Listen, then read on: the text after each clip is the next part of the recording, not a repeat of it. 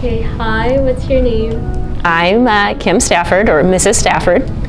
Tell us a bit about yourself, how long you've worked here, and what do you teach here at the high school? Yeah, I have worked here for 20 years. This is the only place I've ever taught, and I kind of hope to say the same thing when I get ready to retire because I love being here at Perry.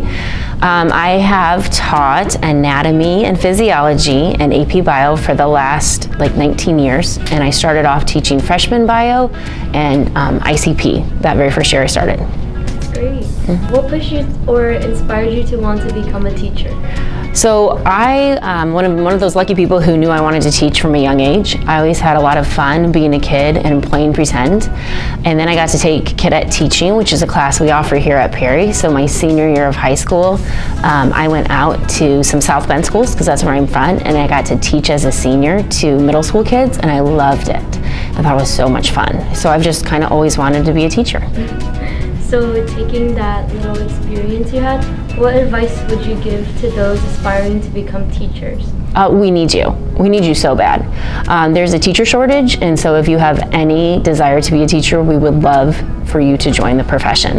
And yeah, we need you, so do it.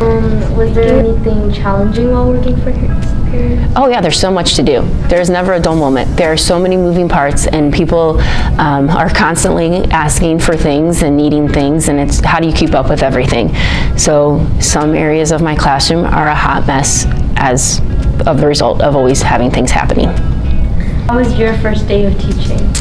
I remember being scared because I was only 4 years older than the seniors, and so that was a little bit intimidating because I was 22 when I started, and so I was like, oh, I hope people listen to me. But I luckily had this excellent co-worker working next door to me who helped out a lot, and that's Mrs. Knight. She's always been my person. So even that very first year, I knew that I was better as a team than an individual, and so I asked for help.